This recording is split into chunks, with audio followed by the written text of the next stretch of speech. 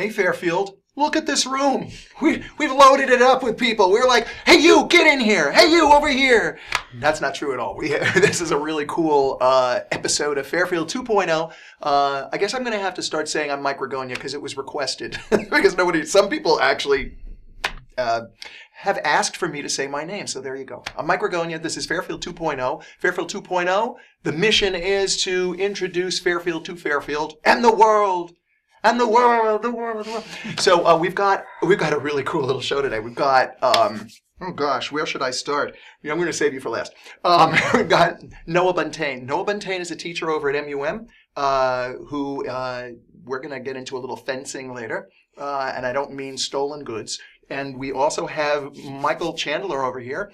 Michael being also a student over at MUM, but musician extraordinaire, harmonica player, flutist, flautist, however you would say that, and also songwriter, who has a really pretty darn good song that I'm hoping to someday weasel in on, at least be a player on. And over here we have Erin Pillman, also a great singer, really good singer. You've seen her do a cappella everywhere, and also she has a healing. A healing process technique, and I'm going to have her talk all about it so I don't damage the information here. And then also we have Mr. Sean Shondell over here. You may have seen him perhaps around your house every once in a while. And if you have, it's because you might have a ghost in your house. So we're going to have him talk about that a little later. And let's start with Noah today because, I mean, look at this. This is so cool. We've never had such a Wilkinson's approach to the show. Would you tell us first of all, what got you into fencing? Obviously, this is a show, your segment is about fencing, so. Sure.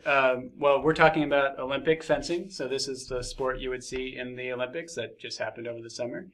And fencing has been a sport in the Olympics since 1896. I'll talk a little bit about more of that in the segment, but it's a sport that's descended from, actual sword play, but it's been very codified and safe, and everybody gets equal footing with the rules. So it's a lot of fun. The reason I got into fencing originally was I was in college, and as a freshman, I sat around procrastinating on all my homework and writing my papers the morning they were due. And I thought, you know what? I actually put on 5 pounds, which was, for me, was just sort of mind-boggling. And I thought, I need to do something that is exercise and will take up more of my time so I'll be more disciplined. And I saw a flyer for fencing, and I was like, I think I can do that. Wow. And so I went down and walked on to the team at the college. I managed to get onto the travel squad, and I spent 4 years going around the country fencing. And it was great. To me, it's fantastic because it's both a very mental sport and a physical sport. What college did you go to? I went to Northwestern Chicago. Wow. So they have a cool fencing team. Nice. Yes, they actually, and it's been getting better and better over the years. After I left, they got really good. So, wow. I also want to know what amount of the day do you spend either thinking about or prepping or doing whatever with fencing? Well, that's a real good question. When I was originally learning to fence, we had 3-hour practices 5 days a week, and then we fenced on the weekend. So lots and lots and lots and lots and lots of hours. Wow. And that's really the only way I got any kind of decent at this sport because I'm just not much of an athlete myself. But now, as I became more of a coach, it was diving into books and thinking about, pedagogy and things like that. What is the best way of instilling this knowledge into other people? I know how I learned, but that's not the same for everybody. So many hours. At this point, I've been doing it for 10, 12 years coaching. So wow. There are things that I know that work very well, so I don't have to go over them ad nauseum. But at this point, it's actually very comfortable for me to just go down and teach people at the club and be like, all right, today we're doing this, and it just kind of it flows out a little bit more. Wow, 10 to 12 years coaching. Yes. And then before that, how many learning? 3 or 4 years learning. Wow. Yeah. Wow.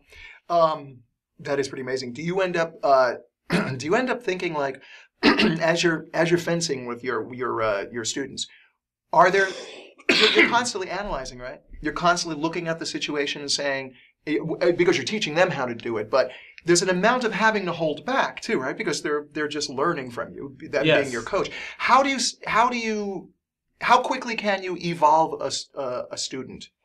That's As opposed to them naturally evolving on their own. But how?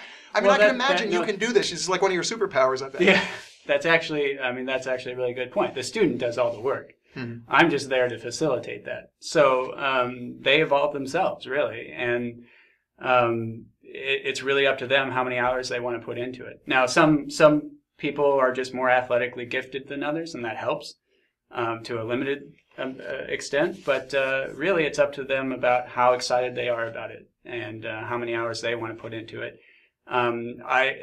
At Northwestern, we used to take people walk-ons, and in 3 months we'd be putting them into tournaments and having success fencing other colleges.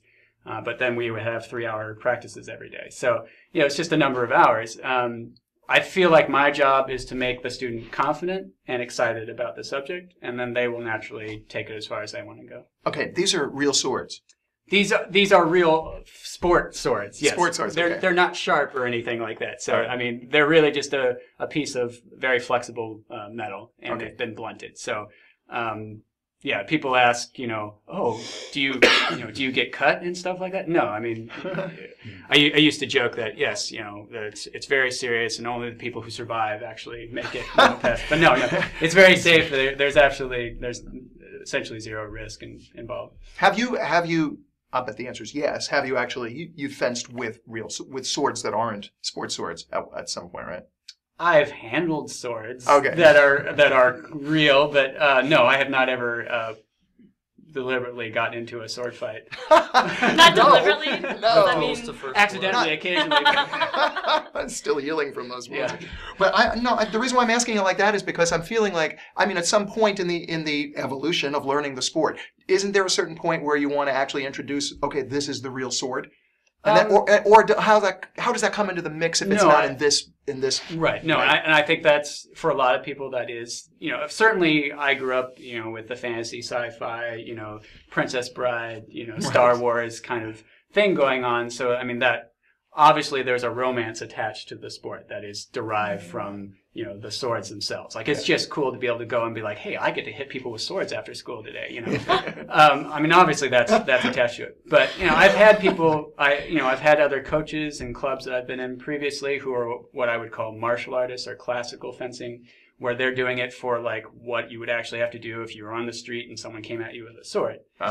And for survival. That's way more complicated because you have to think in 3 dimensions and you have to think about multiple opponents and your environment, and that like blows my mind, and people have asked me like, well, aren't you interested in that? And I guess my response has always been, I don't walk around with a sword.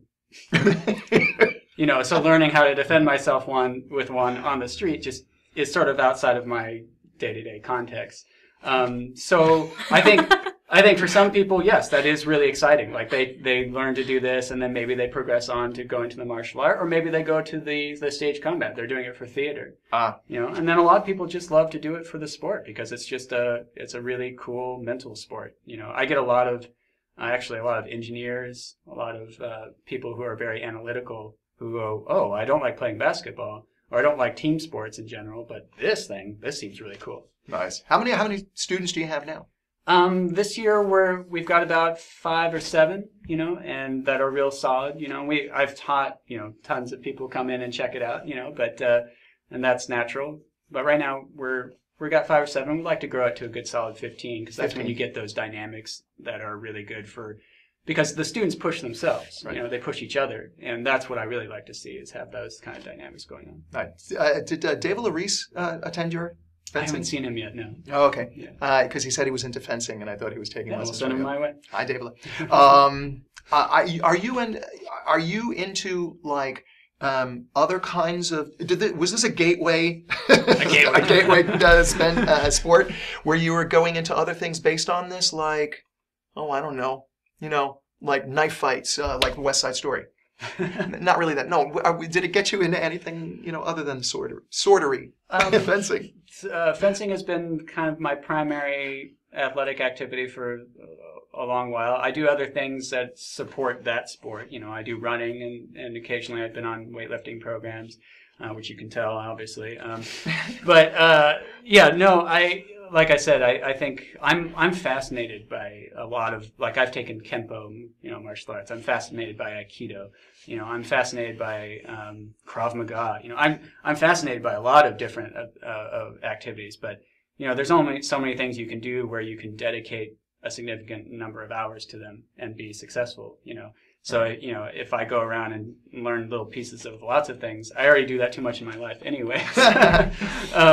So, no, I guess for me personally, no. But I've seen plenty of my students do that, yeah. Nice. Have any of your students, really impressed you as far as how far they've come or gone on to do other... For sure. I mean, before I left Northwestern, I was the squad captain for this weapon, the Saber, for 2 years while I was at Northwestern. So I developed athletes that when I left then went on to do some very interesting high-level success, both men and women. And then, some of my students, for me, my standard is always I want them to get better than me. Nice. So if I can train my student to be better than me, then I'm happy. That's the mission of every mentor, isn't it? I think that's... You're supposed to get the kid better, or right. the student So better. I feel like if I can, and I have had several students who have they've achieved in tournaments more than I ever did as an individual fencer, and then that's where I go, great, thanks, that's awesome. Do you feel proud when you see it? I'm actually trying to fight this off right now, but I tear up because it's okay. You can cry here. I've cried here. So. It's immensely satisfying, and I do get very proud of my students.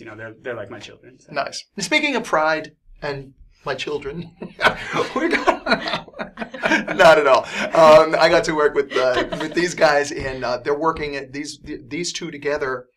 Well, not together. Today they're going to be together, and they're going to be performing together. But there's another thing happening, which is a battle of the bands over at MUM, where a group of students have gotten together. Yeah, see, we're going to take somebody's going to take somebody out over there.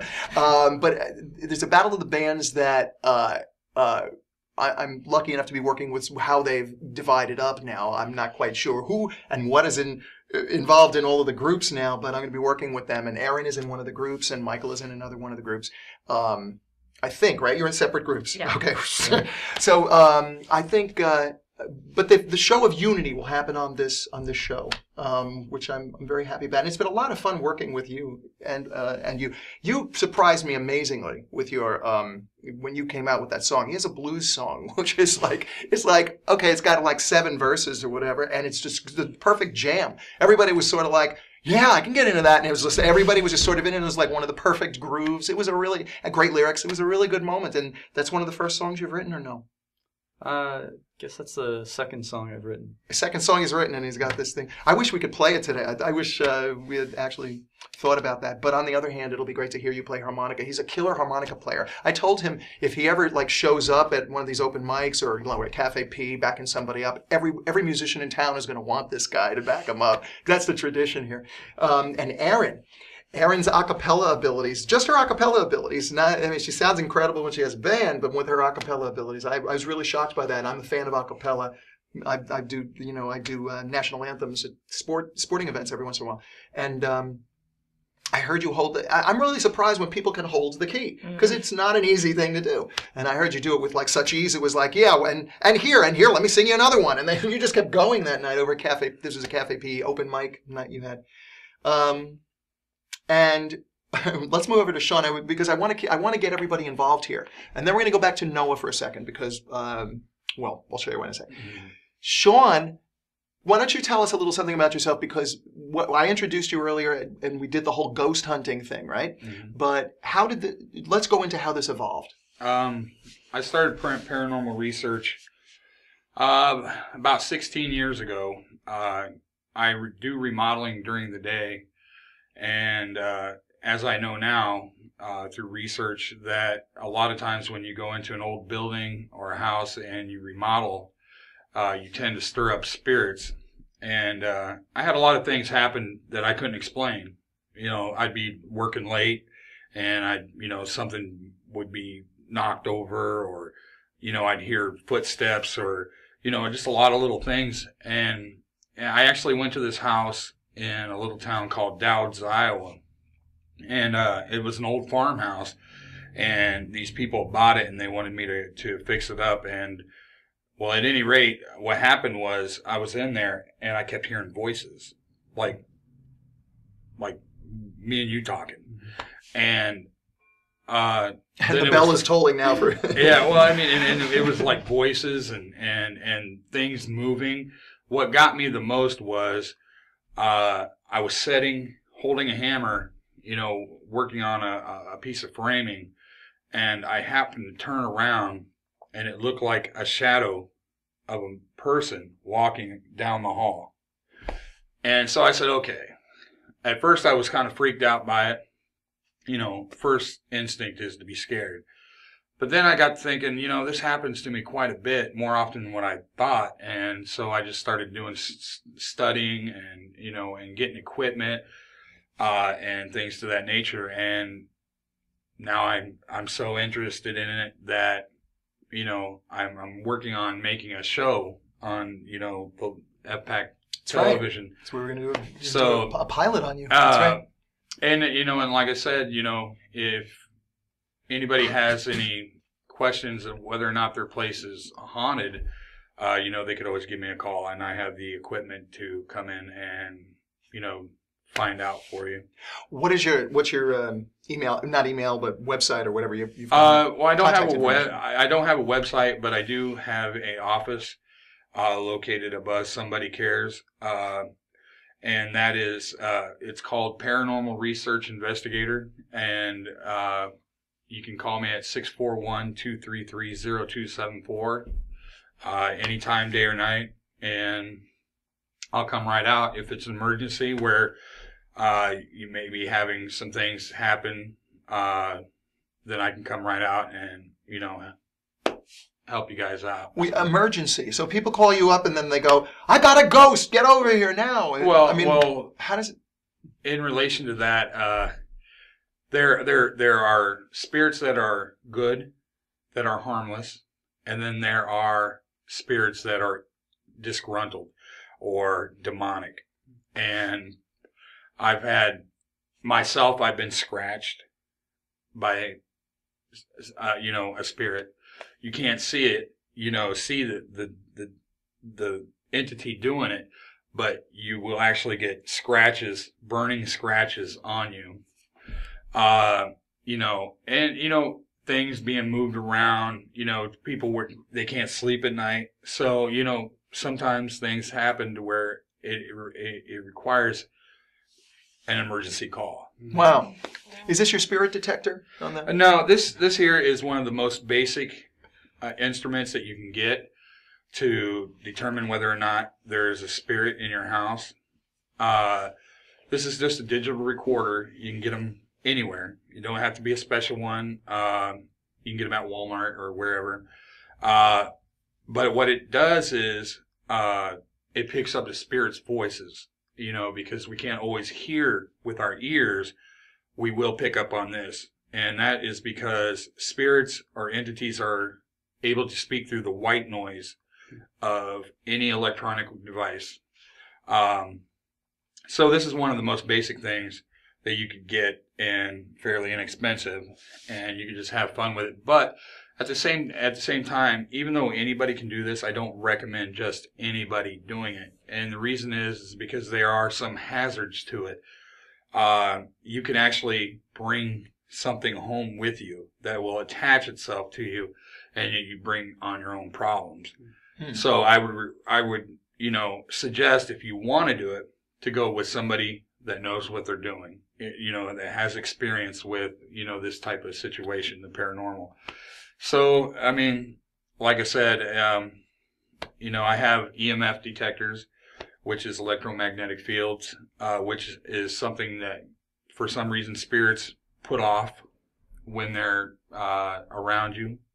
I also have room temperature gauges and motion sensors and cameras and things to that nature that also help me in determining whether or not a place has a spirit or not. And all right, we're going to get back to you because we have some footage for you too. But we also have let's come back to Noah, because we have some footage of some great fencing moves that you did earlier. Let's look at that now. We were earlier on with Noah Buntain, and With his partner, he showed us some great moves. Let's look at that right now. Okay. Hi, I'm Noah Buntain. I'm with the MUM Fencing Club. I've been fencing sport Olympic fencing for about 14 years and coaching for somewhere around the same amount of time, 10 or 12 years. Olympic fencing is a sport that's been in the modern Olympics since 1896. It's one of 3 sports that has been in every modern Olympics. And it's based on historic fencing when you had to duel for your life, but it has been condensed down into a very safe, regimented sport that has a lot of chivalry and good sportsmanship built into it. And it's an exciting, dynamic sport in the fact that it's very athletic, it's very flashy, it's very exciting, and it's one of the few full contact sports where you have essentially 0 incidents of injury. We have a lot of safety gear that protects us, and we feel it's one of the safest sports out there, actually. So what I'm going to be showing you today is the Olympic Saber weapon, and I'm going to have one of my students, Jessica Brower, come in, and I'm going to show you basic cuts, basic parries, and then just a little bit about what saber fencing going back and forth might look like. So I'm going to bring in Jessica here, and I'll give you a quick demonstration of the target area and the cuts. Saber is descended from the cavalry weapon, which means it's a cutting weapon primarily. It's a man on horseback cutting. So if you think of Civil War person on cavalry or the Mongol hordes running around on horseback, that's what we're talking about.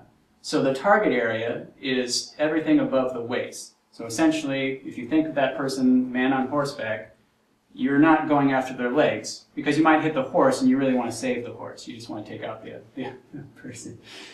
So anything above the waist, that includes the torso, the head, and the arms down to the wrist. Now, in the sport version, all we have to do is just lightly touch our opponent.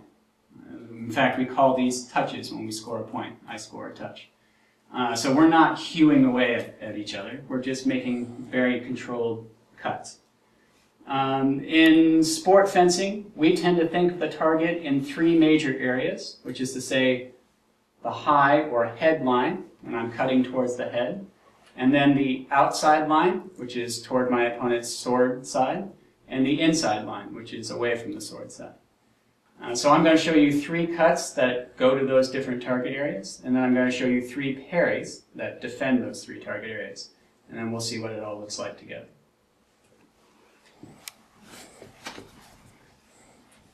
So the first cut is going to be to the head, and then I'll show you the ones to the inside and the outside.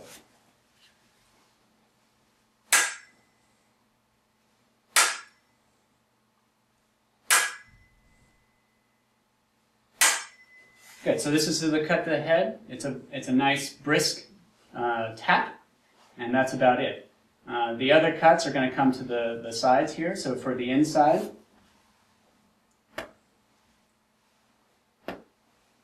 and the outside. So those are our 3 main target areas, and we go back and forth trying to find an opportunity to score in one of those target areas. Sometimes we focus more on the closest target, which is our opponent's wrist. Sometimes we go for very far away on the inside target, and sometimes we go for the head. It really depends on what our opponent is giving us in terms of their defense and what we can make them do by tricking them. All right, so now I'm going to show you the 3 parries that defend those same target areas. So we're going to start with the head again. Jess is going to execute a parry to the head, or parry 5.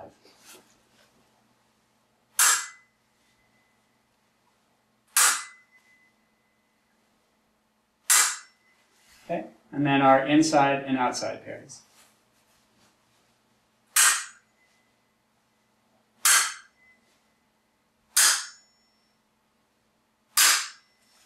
You'll notice that when she's on guard, or in the ready position, she's already in what we call parry 3. She's protecting her outside line, which protects her arm, because that's the closest target. That's really important in saber fencing. Okay, now I'm going to show you just what we normally do, which is when she makes a parry, she'll also make what we call a riposte, which is the attack after the parry. So I'm going to attack head, and she's going to riposte.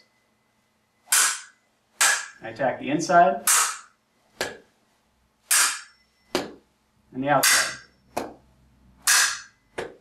Good. So those are our standard attacks, our standard parries, and then she's making the riposte.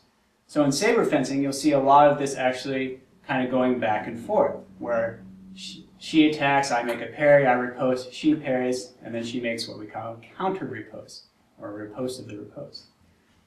Fencing is a lot of, I'm going to try and make her do this so that I can get this reaction, and then hopefully I can take advantage of that. But maybe she knows that, so she's going to do this other thing, but maybe I know that she knows that I know that she knows that. Anyway, so it goes back and forth. The tactics are very much, it's a lot of work going on in the mental area as well. And that's actually one of the main reasons that I really enjoy this as a sport, because it's very physical and dynamic that way. But in the same fashion, you have to be really thinking through the chess moves of all these blade formulations and configurations. All right, so let's show you just a little bit of what this looks like going back and forth. We'll go maybe 75%.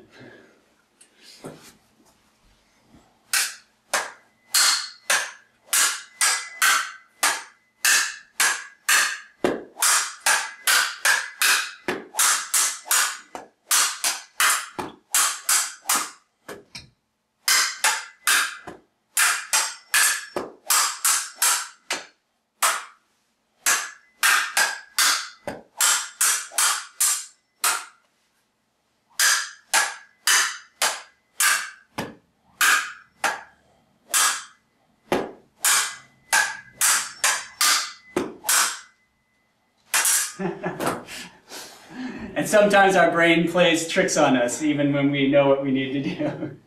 So what Jess was just doing there was evaluating where my parry was and trying to go where my blade was not. She's trying to hit me rather than my blade. And this is actually one of the main differences between sport fencing and something like stage combat or fencing you might see in the movies. In the movies, you'll see, if you pay really close attention, you can actually see the actors deliberately trying to hit their opponent's blade rather than their opponent. And this is because it looks good, it looks flashy, and it's big, and it's exciting, which is exactly what the movies need. But as sport fencers, when we're watching it, we're like, you just go around his blade and hit him. So that's what Jess was trying to do right there. She's looking at where is my blade and trying to go where my blade is not. And sometimes we, trying to make that decision, we hesitate.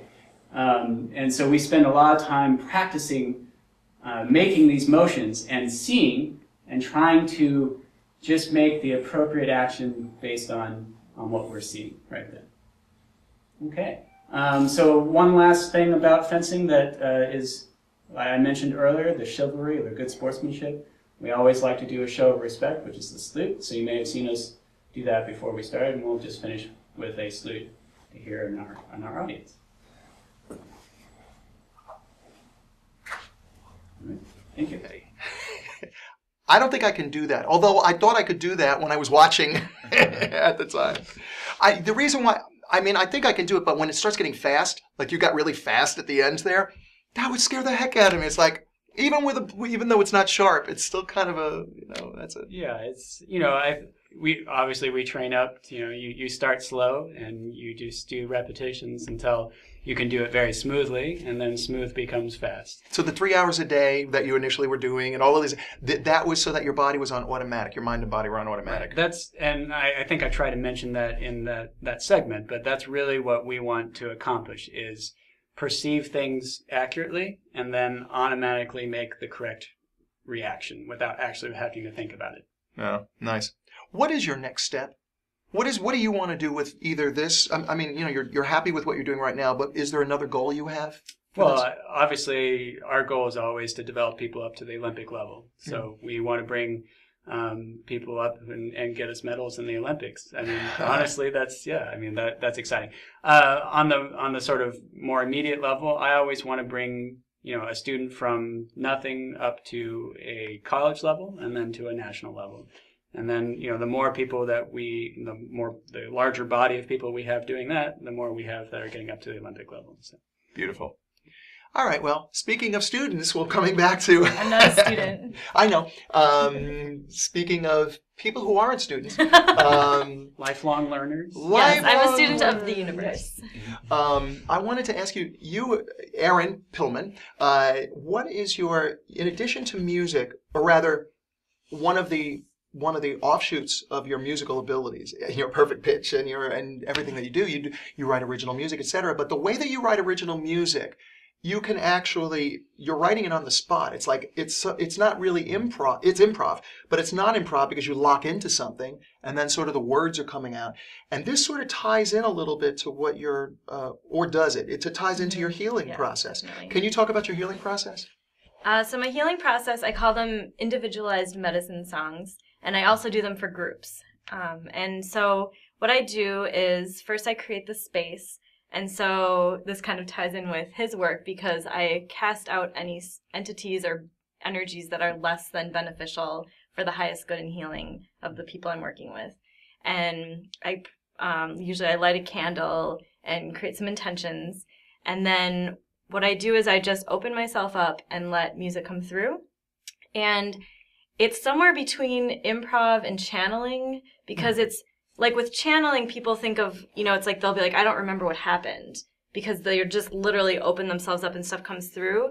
But for me, it's more like I'm co-creating with that divine life force energy. And so the music comes through. And my intention is always that whatever music sounds that person or that group of people is needing for their highest good of their healing, wellness, evolution, that is what I'm able to give them. Are you a natural as far as when you see somebody, you go, and you talk with them for a little bit, you go, maybe to yourself, you go, yeah, I kind of know what that person needs. Yeah, but the music, the healing work that I do actually kind of doesn't come from that place. Or maybe it does a little bit, but it's more like I'm just surrendered to spirit and letting that come through, like without my intellect or my ego getting in the way or my own karma or projections. Do you have when you're doing a session with someone, obviously you are protecting yourself, and Sean, I'm going to come back to you in a little bit because I want to ask you how you protect yourself from these entities.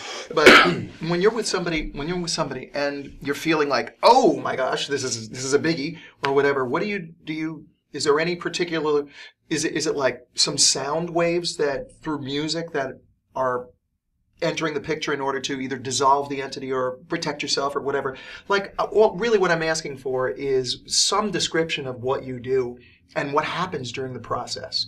Or is it different for everybody? Yeah, I think it's different, but I feel like the protection is inherent in the work because I just have that intention that I'm not going to take on other people's karma and that they're not going to have to take on any of mine either. Like, we're sovereign beings and that, we're each having our own process. And I liked what Noah said because he was saying how he doesn't actually feel like he's teaching the students, like he's facilitating their learning. And I feel the same way about my work. It's like I'm not healing someone. People say like, oh, are you going to heal me? Well, no, I'm not going to heal you, but I'm here to create a space in which you can heal. Okay. Yeah. All right. Do you notice? So it's the person healing themselves, really, using you as the device to help. The device. For lack of a better word. There has to be a better word. There has to be a better word than device. Their machine of healing. What do you do as far as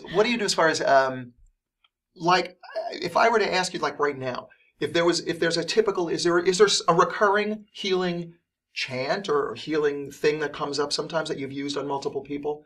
No, it's absolutely really completely unique every time, and it's so fun because I've done a lot of them for friends. Yeah, and so I get to hear, and then I record the sessions as well. So I get to have this MP3, and they do too of their healing song, and it's so fun to hear each person what they pull through me.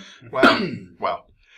All right. How often do you work with people? Is it every couple of weeks, or you get a lot of people a week, or how does it work? Well, it started out very sporadic. I just started giving them to friends, but now people are starting to schedule sessions, and so I'd like to be doing a few a day, maybe like 2 or 3 a day, like 5 days a week, because it's absolutely my bliss. Like, it brings me so much joy, and it brings other people so much joy, and it's just awesome. All right, how do people contact you?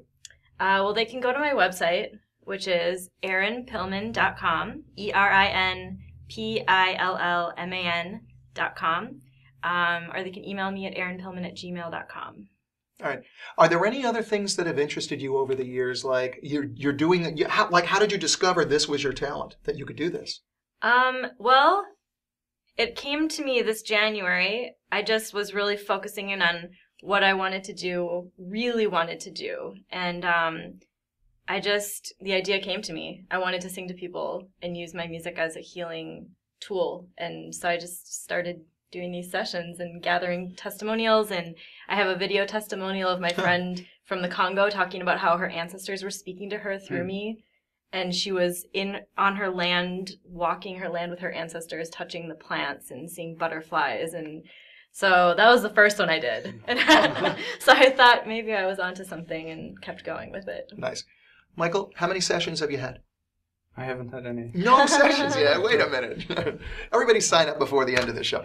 Actually, I was curious on, people can contact you through that website, but I'm also curious about what you do as a follow-up.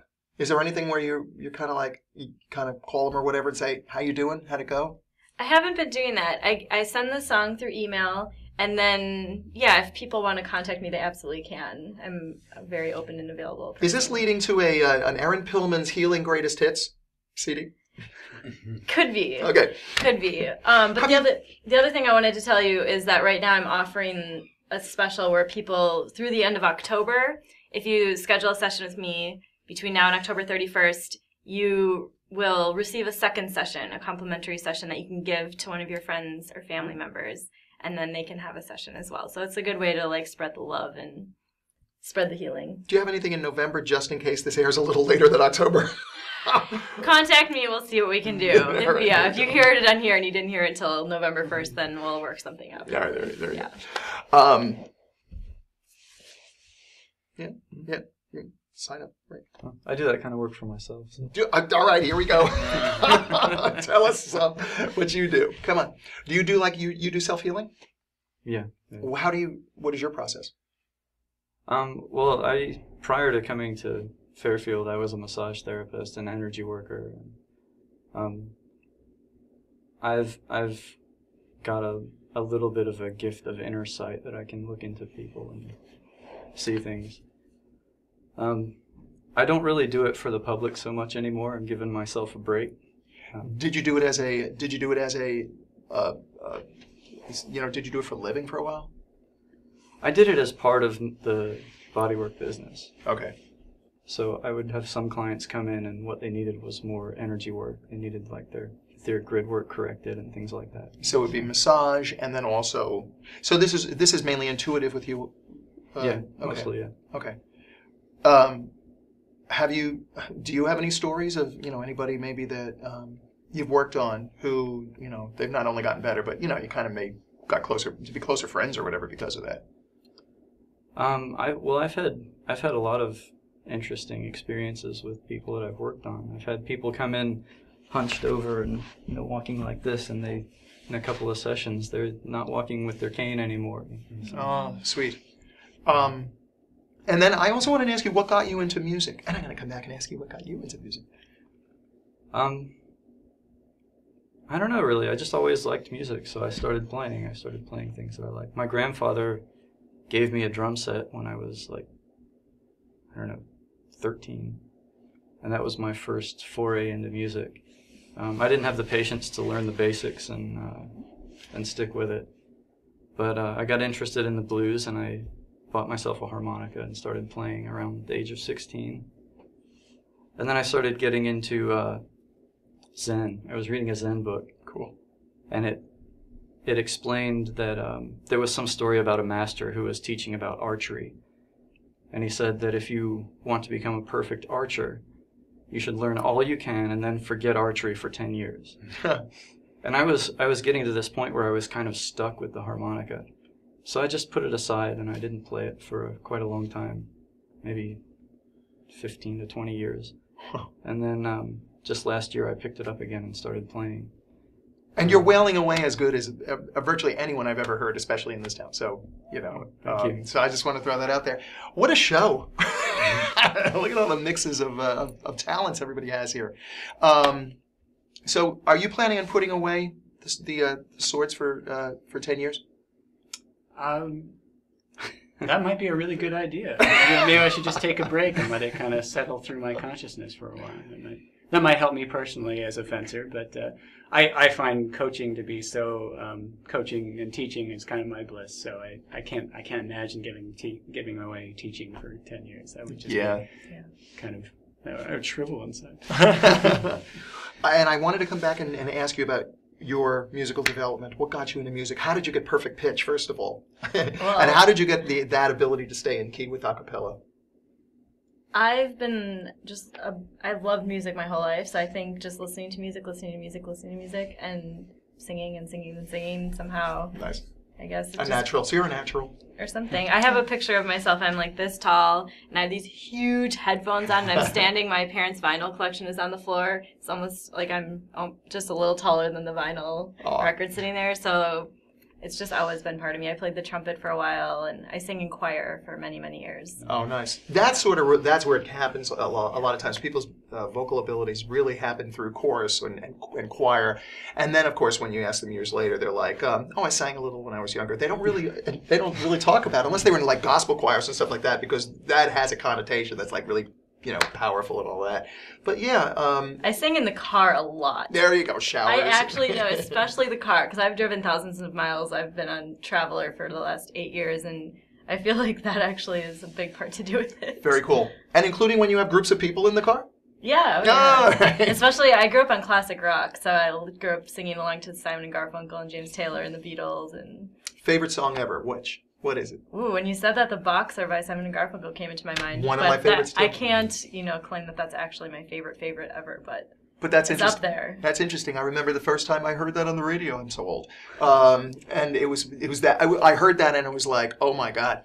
That was like a breathtaking thing for me. Yeah. But now to this day, you said James Taylor. Are you into James Taylor? Not a lot, but I appreciate his music. I used to love it and listen to it all the time. Okay. There's one song, one recording by him that is a bluesy song called "You Make It Easy." I'm just throwing it out there. It's on the Gorilla album with "How Sweet It Is to Be." Oh, can't sing it. Royalties. Okay, never mind. Hi, Jason. Everybody say hi to Jason. Jason Strong. Hey. Superhero. That's my superhero for these shows, definitely. Sean, I want to take a look at a couple of the things that you've done. You've done some paranormal explorations, I guess, in town. Right. A couple of places. The Mainstay was one of them. I've done the Rock Tavern. Right. I've done the old hospital. I've done the Landmark Inn. Landmark Inn. That's where I was going for. Sorry. Yeah, and I've random houses, here in town and outside of town. I travel, so yeah, I've done a few, and the footage that I believe you have is of me in the Red Rock Tavern. Okay, all right, let's look at that right now. Hang in there, you're gonna love this. Red Rock Tavern, Fairfield, Iowa, on location. It's Sunday night.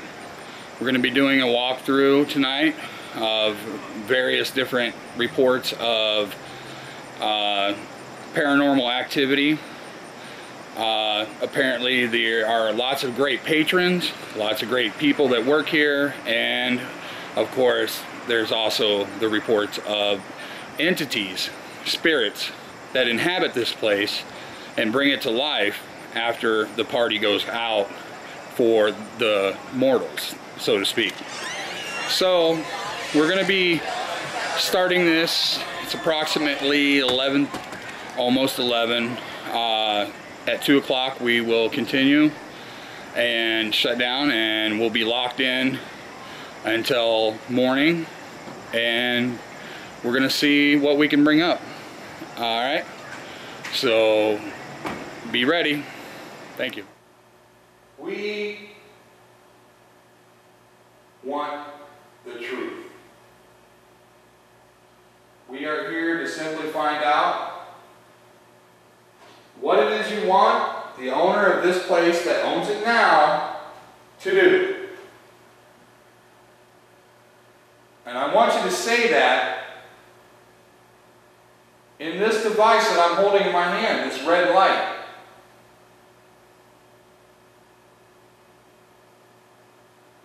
We want you to tell us right now what you want this owner to do for you.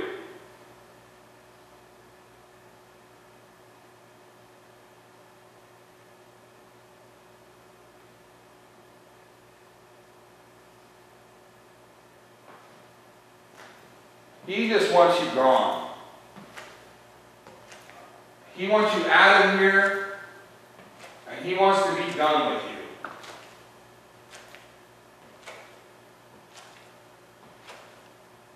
And that's not going to happen unless you communicate with us to help you. You help him by helping yourself. Can you move on? Are you stuck here for some reason?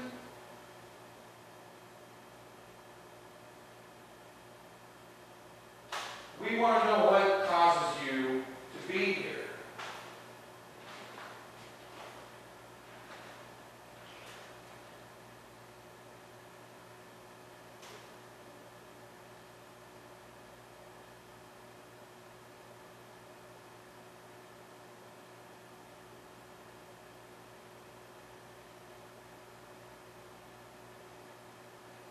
We don't know why you're here.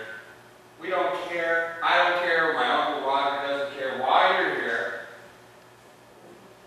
But the owner does. And it's my job and my Uncle Roger's job is to find out why you're here and give him proof that you are here. Maybe you guys can coexist. Did you hear that? Did you hear that, Roger? You sound like a man yelling. And I think I got it on tape, on digital recorder. Was that you? Come over here.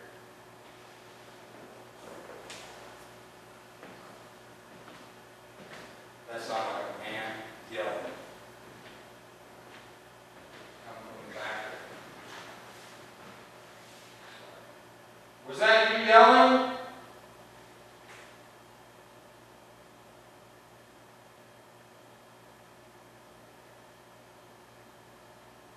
Was that you making noises like that? Do it again. Do it again for us. It's real cold over here. Like where I'm standing. Make that noise again.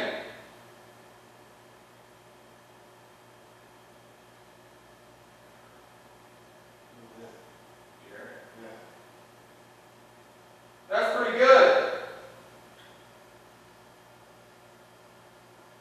That was real good. Now we're making progress.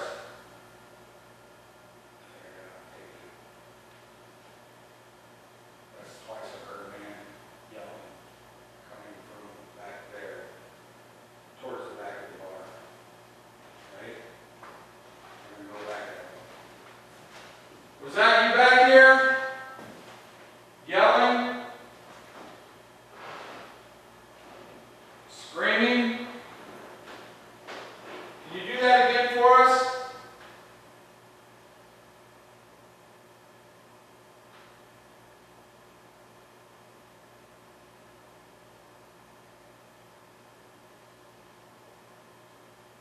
We're getting somewhere.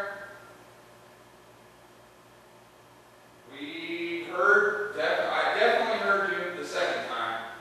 And I know I heard you the first time as well. Do it again. What do you want from the owner of this bar? What do you want the people to do?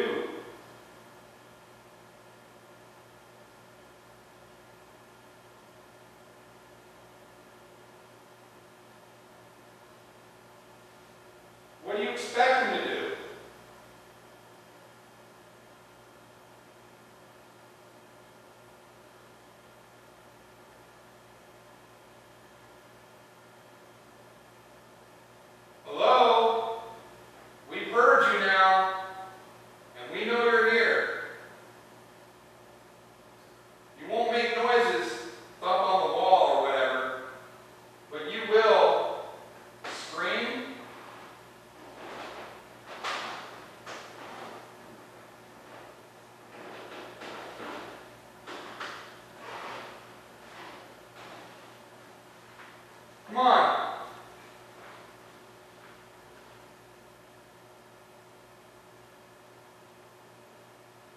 We're not leaving anywhere.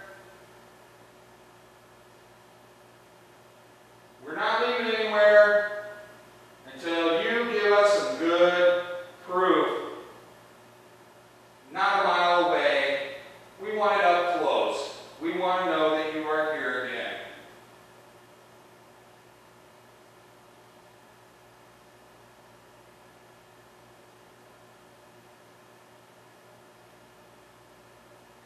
Don't be scared. We don't want you to be scared. You're not going to scare us, that's for sure. I'm not scared. I'm used to this. I do this all the time.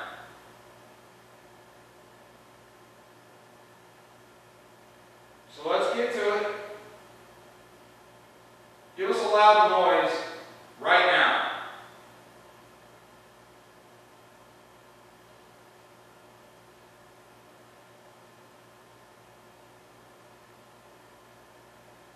Come up and speak to us. Be friendly.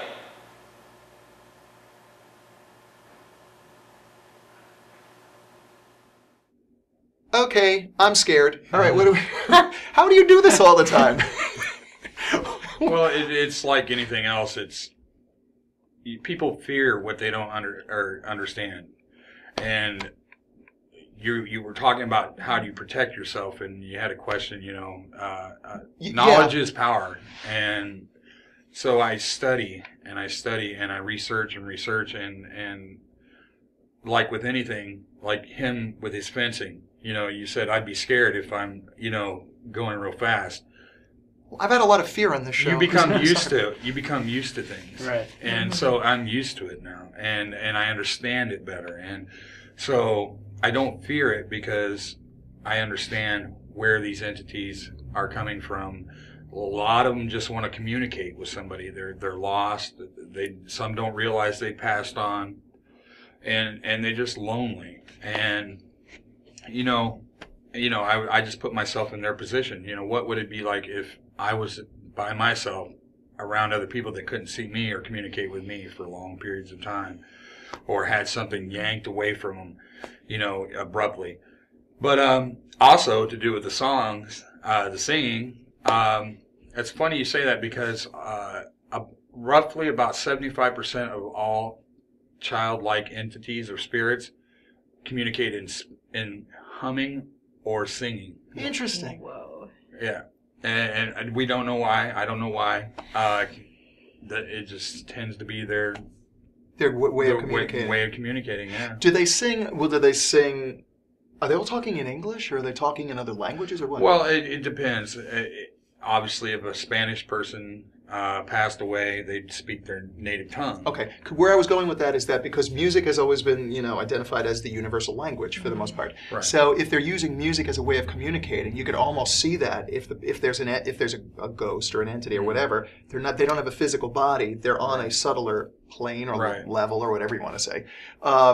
So maybe the more natural ways to communicate in those realms or whatever is through music, is Quite through possible. singing or something. Quite possible. And like I said, I don't know.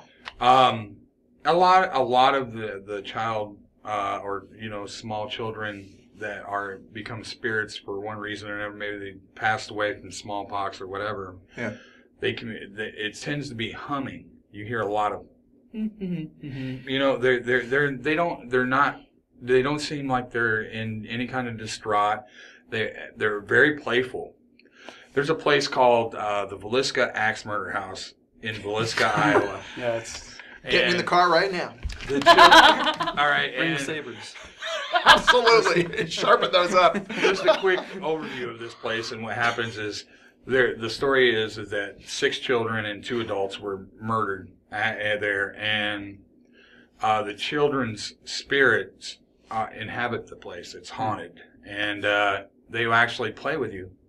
You can take a ball and roll it across the floor. It'll come to a complete stop, and it'll move all the way around the room and come back to you.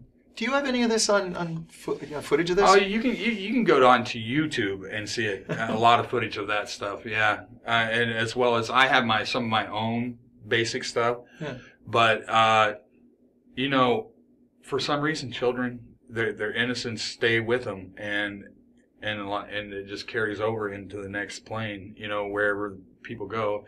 Obviously, not everybody becomes a spirit, but there's no real knowledge of who determines or what determines what does.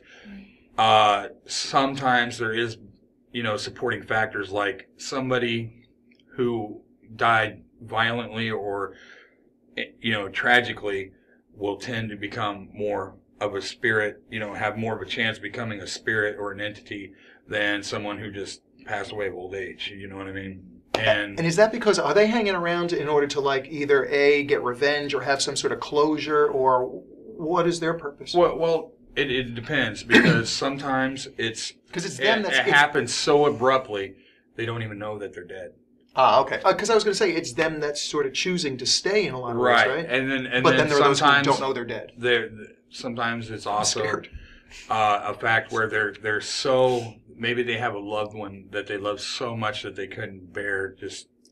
They cling to something that's still in this plane, that to a point where they can't let go. Mm-hmm. So when you go to a house and maybe you identify that this is actually happening in a house or a building or something, what happens after you make that identification? Do you do anything to remove the entity? Or well, my first thing I do when I come into a building or a house is establish communication. Mm-hmm. Usually 98% of the time is when I walk in, I say, if there's somebody here who wants to communicate, can you please knock on a wall or make a loud noise to let me know that you're here? And you will actually hear that. Yeah. And then once I establish a contact, I confirm it by saying, okay, that was very good. My name is Sean. You know, you don't have to be scared of me. Can you tell me your name? And that's at that point, this is where the actual electronics and technology come into play. And I try to get a name and establish why they're there, if they're harmful, if they mean anybody any harm. And if they're harmful, then what I do is I recommend people have a clearing done on their house. Okay. Do you do that? I myself don't. No. It's not like Supernatural where you and your brother go in the trunk of the car, bring out salt and. No. I myself do not do that. I myself just establish, you know, the reasons behind the haunting or the fact that it is haunted. And who cleans these things? Who cleans up the house? You can go to pretty much any reverend or person of God, and they can come and bless the house, and it will actually cleanse it. It will work? Yeah. Oh, yeah. Okay. Like I said, I've had a few things follow me home. Yikes. Where I've invited it because you didn't bring anything here today, did you? Not that. Okay, thank you. Just one instance in Ottumwa, I went to this lady's house. She was so scared she was ready to move, in tears, and I don't know why I did it, but I did it. I invited it to come home with me. I said, whatever's here, you can follow me, come home with me. I paid for it later. Mm. The next night, I got home, and it's like 1 and 2 o'clock in the morning. I didn't go out, investigating that night, and I just came in from the kitchen and sat down, and all of a sudden, this loud noise goes, and it sounds like a giant trash can, spinning and coming to a settling stop, and it's real loud and abrupt. So I'm like, okay, what was that? And I go in there and I'm looking, because I'm not scared of it. I'm curious. I'm like, so I'm looking around, and there's nothing that makes that noise. Because what I also do when I go into a place, if I catch something that doesn't make sense, I try to debunk it, to establish that if it's paranormal or not. But I couldn't find nothing. So I'm like, okay, fine. I went back, sat down, because I'm not going to let it bother me. Once a spirit sometimes knows that it's got your attention, it will continue to pursue you. If you're scared and it senses that, it will continue to, feed off that fear. It feeds. Okay. Also, just if it's established if it recognizes the fact that you've paid attention to it in any way, shape, or form, it will continue to bother you.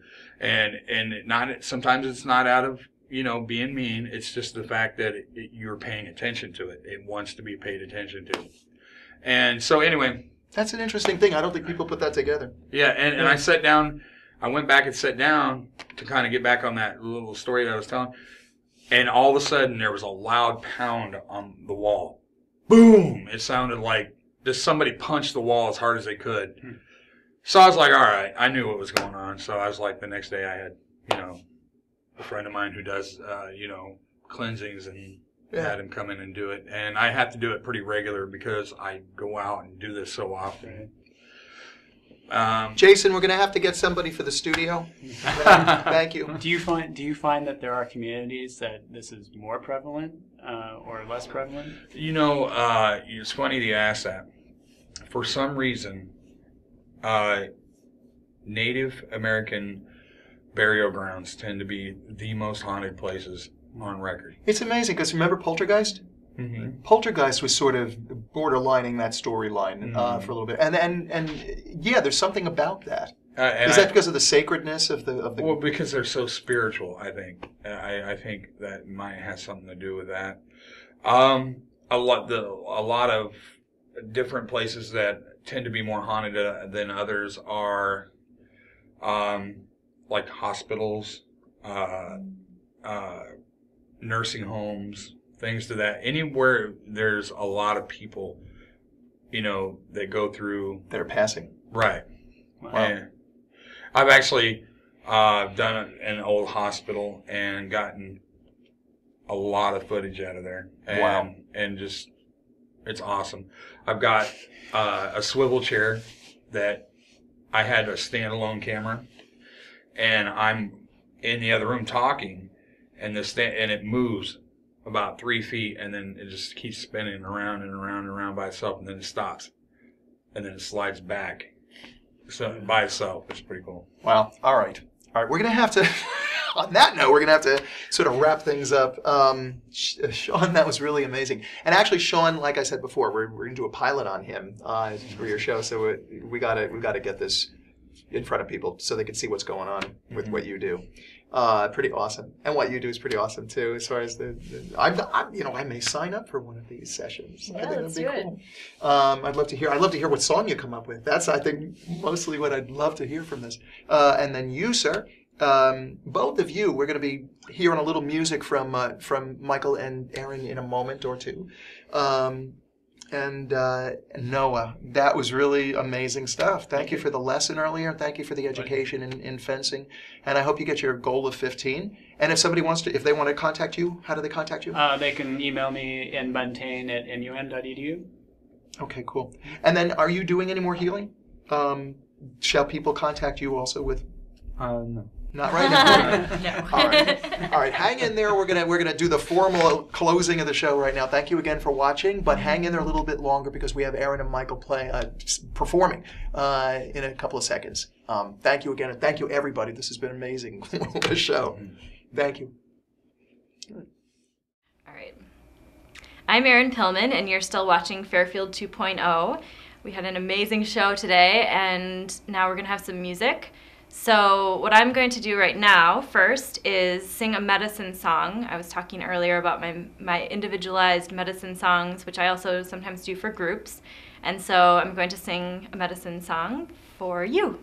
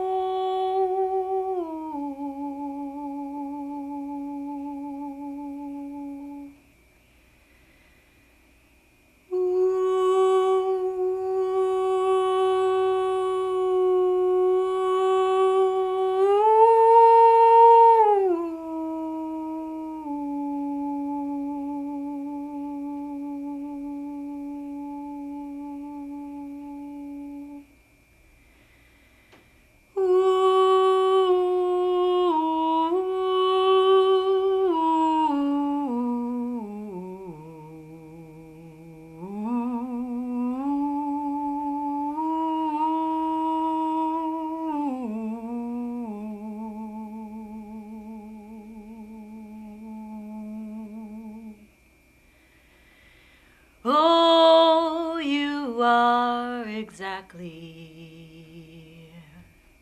where you are meant to be right now. Feel the way that you are so blessed and loved and supported and adored.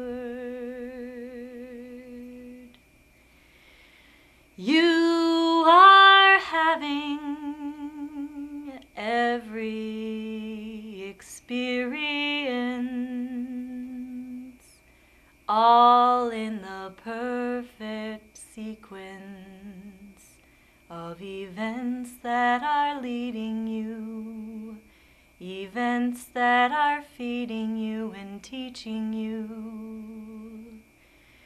You are having exactly what you need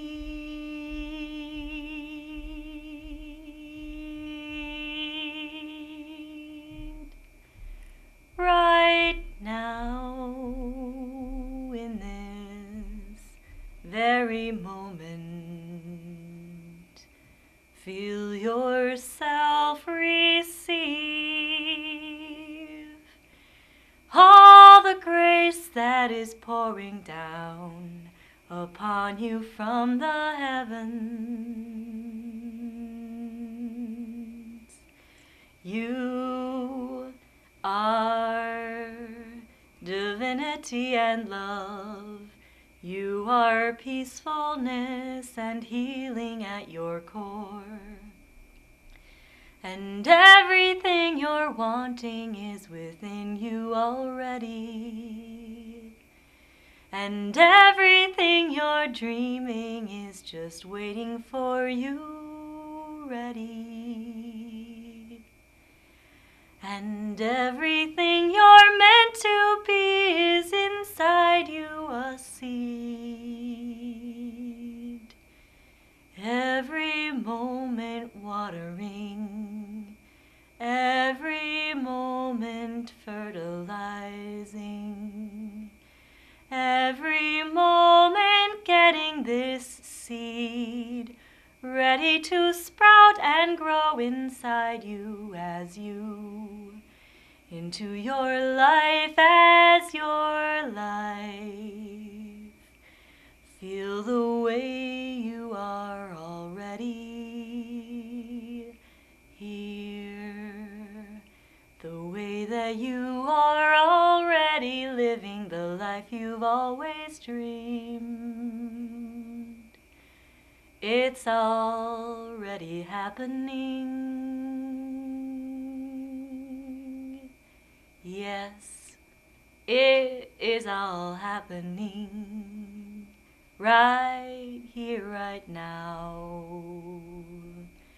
You are being lived and breathed. You are being guided always. And everything's exactly as it's meant to be. Everything's exactly as it ever was inside the seed. Take a moment, take a nice deep breath. Feel yourself receive everything that you are needing is here for you. So simple to open and receive. Yes, yes, yes, it's all happening.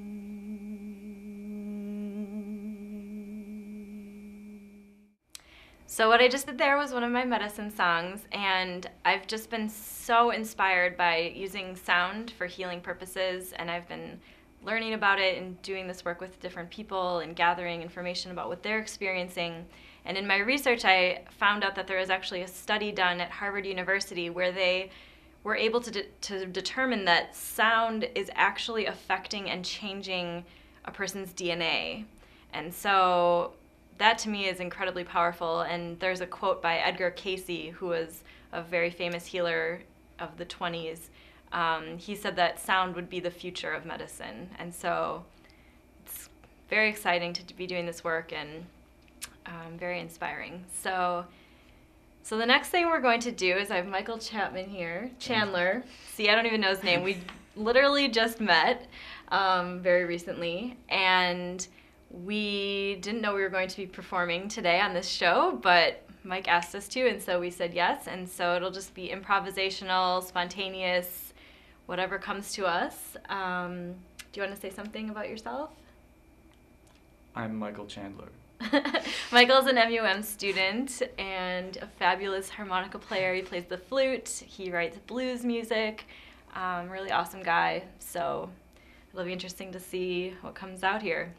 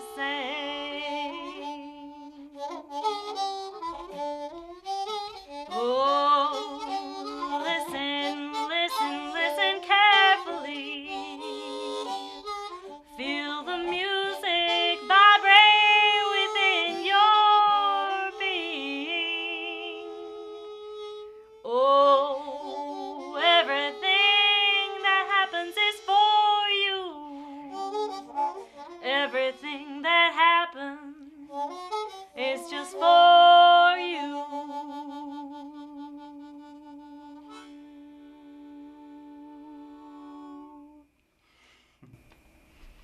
All right, there you go. And I think we'll do one more. Do you want to play the flute? Sure. This is my native style flute.